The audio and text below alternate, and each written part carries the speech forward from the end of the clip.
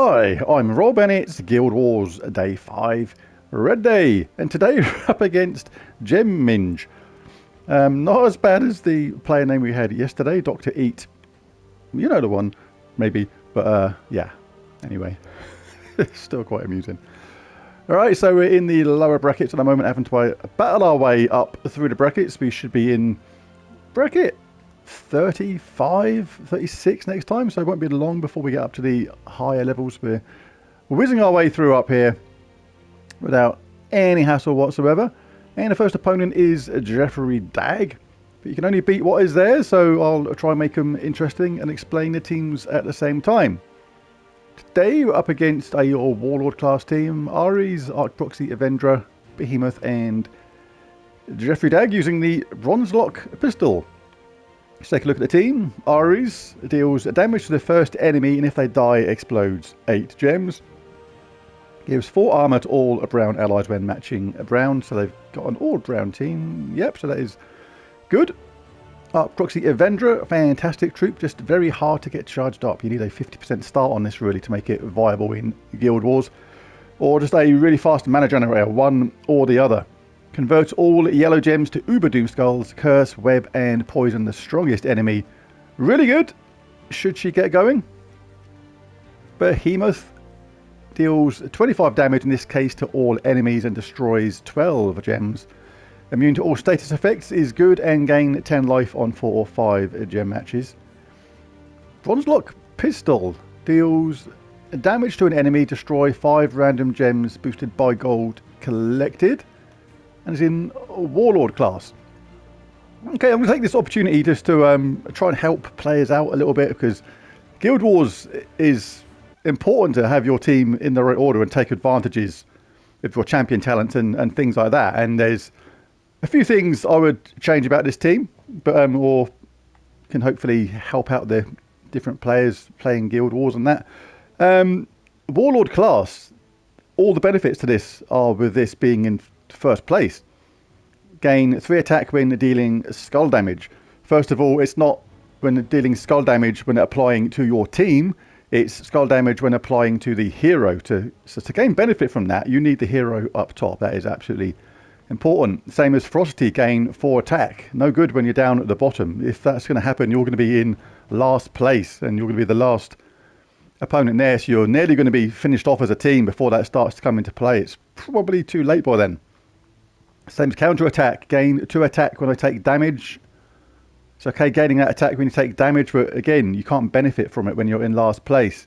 Gain 3 magic if using an axe, and the Bronze Lock Pistol is a missile. A fire starter, create a firestorm at the start of a battle. That is a good one because that is red and you have Ares up top, so that does make sense. Commander, gain 2 to all skills in the first position, but the hero is in the last position.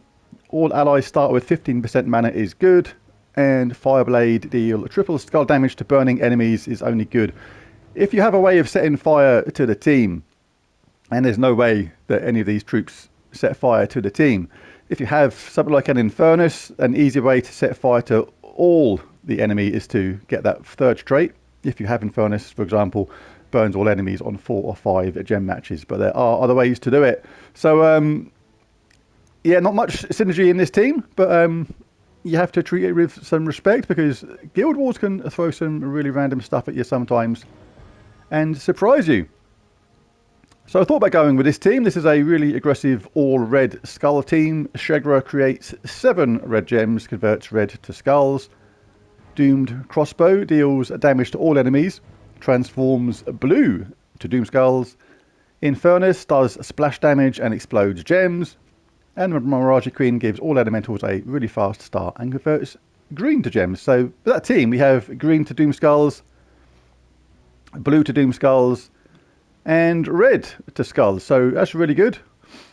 Just thinking about a change on this though, because 50% damage from skull reduction is going to slow this down somewhat, but it should still be pretty good. Yeah, I'm going to roll with this one, I think. I was going to change to my Centurigal team, but I feel like having a bit of a change.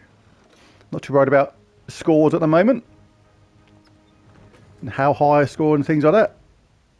That'll come a bit later on when we get to the higher brackets. Yeah, I think I'll roll with this just to check my banner is correct. +2 brown, +1 red, -1 blue is correct, because we want to get our Shegra up as fast as possible. And Elementalist class, Snap Freeze, Insulated, Stone Circle, Watery Binding, Rock Solid, really good. Actually, you want Stone Mastery for this one, because the reason is you want more brown for Shegra. Get Shegra charged up as fast as possible. Although Lightning Strike can make that happen too if you get some 4 matches. In fact, I'll experiment and try that. And a Fortitude. Alright, let's go for it.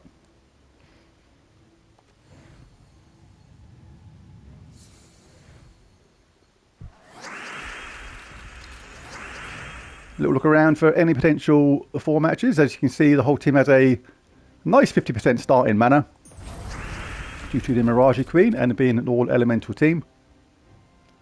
Another 4 match there, which we'll absolutely take. When using Shegra, just grab this 4 match first because the board may change.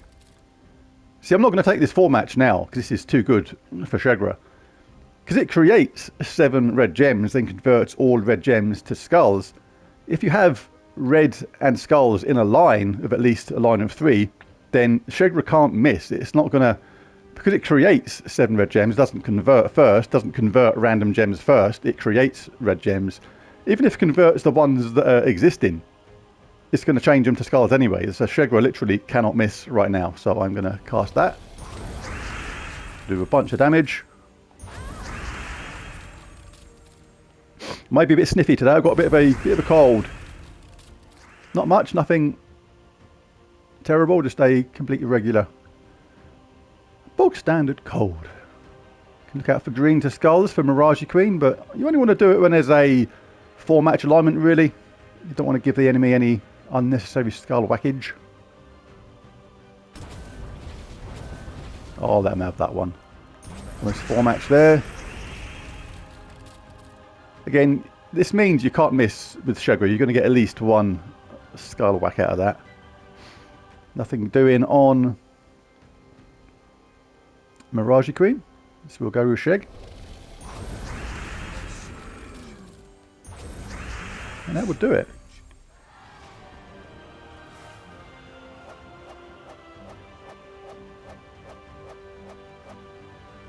And that was 3,275 points.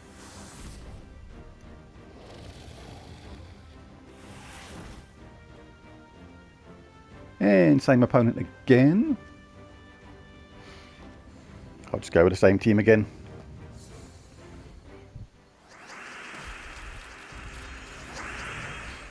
Little gander around for any potential 4 matches. If not, see if we can do something like this. This is going to give me a brown and red at the same time. Big bunch of blue. See if we get any green to skull conversions. Not doing. But this means that we're going to get at least a couple of hits with Shegra.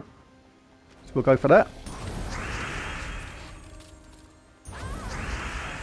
So the thing with Lightning Strike, it is good, but at the same time I had a 4 match down there which I could have taken afterwards, but Lightning Strike changed that. So it's pros and cons, depends upon your play style, what you prefer. If you like ultimate control over the board, then turn Lightning Strike off. If you like the randomness of the luck of the manager it may give you now and again, then absolutely leave it on. See, theoretically, Shegra can actually miss now. You can actually create skulls and set up the opponent because there's no match of 3 red and skulls in a line. I'll almost hope that it happens here, just to show what I mean. Let's cast this. No, we did get alignment, but it wasn't guaranteed, that one, as I explained earlier.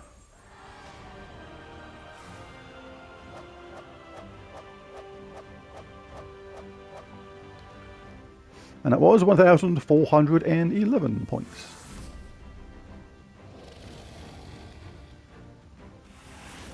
Shegra, you murderer. Jeffrey Dagger once more. Have I got anything else worth showing?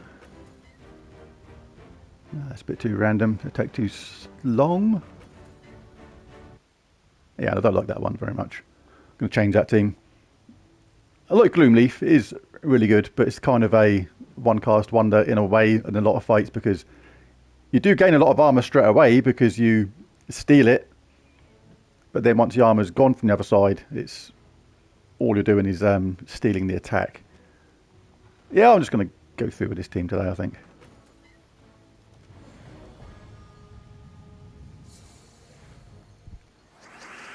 Couple of 4 matches there at the start. Elementalist class. Every 4 match you're going to burn, freeze, stun and entangle someone on the opposition, which is really, really cool. Oops. Yeah, you didn't see that. I'll grab that for my crossbow. Now have the option of blue to skulls at the same time. Take that if there's any 4 matches. If not, we'll go wild with Shegra. That's got Mirage Queen up. This is really, really nice now. Let's give Mirage Queen a taste of the action. It's not enough to kill outright, so we can cast Shegra. This is absolutely guaranteed to get loads of skulls because there's red to skulls everywhere. This is a really nice team because you get the 50% start as well on all your troops. Really aggressive, just to make sure that your opponent doesn't have anything that root traps you from the start, because that is really going to mess things up. You do not want to be root trapped. 1,539 Guild Wars points.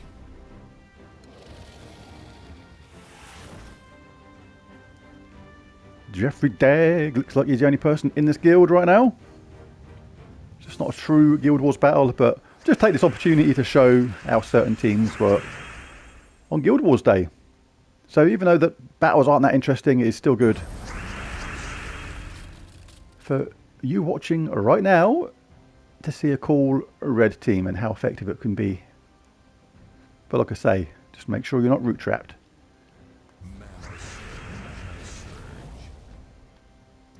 So we have guaranteed skull alignment here. That worked out not too bad.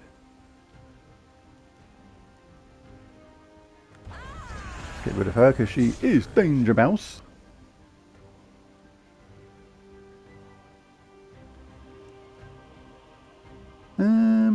What should we do next? There's a lot of green there, so we could maybe look to get our Mirage Queen up. It's going to give me some. Oh, I don't use green, but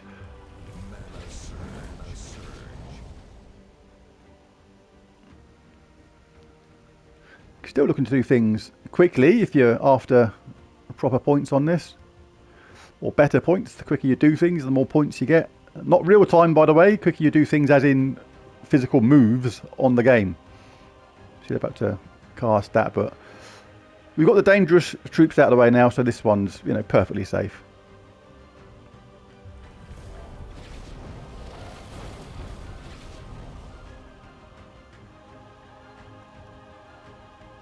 Now what should we do? Could look to get my Shegra up if I can get purple. That'd be cool. No mana surge. I don't think. This will give me a yellow 4 match up here. This is one of the things you always look for in this kind of thing. And Infernus suddenly decides to get involved. Not guaranteed. It's not a 4 match on Mirage Queen. Can still be worth casting sometimes though, because this is going to kill Behemoth. Then the bottom troop is entangled, so I'm not going to get any retaliation even if I hand the turn back to the opponent, and we got a lucky second skull hit anyway. So not too bad. 1,624 Guild Wars points that time. I wonder who I'm fighting next. Would it be Jeffrey Dagg? Use my psychic powers. Oh yes. Darren Brown, eat your heart out.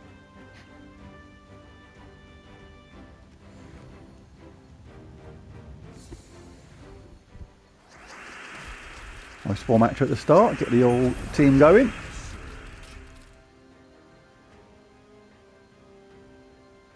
Nothing doing on 4 matches apart from what we just got. So we'll get our Shegra up. Blue to skulls, red to skulls. Or create red first. From Shegras is guaranteed.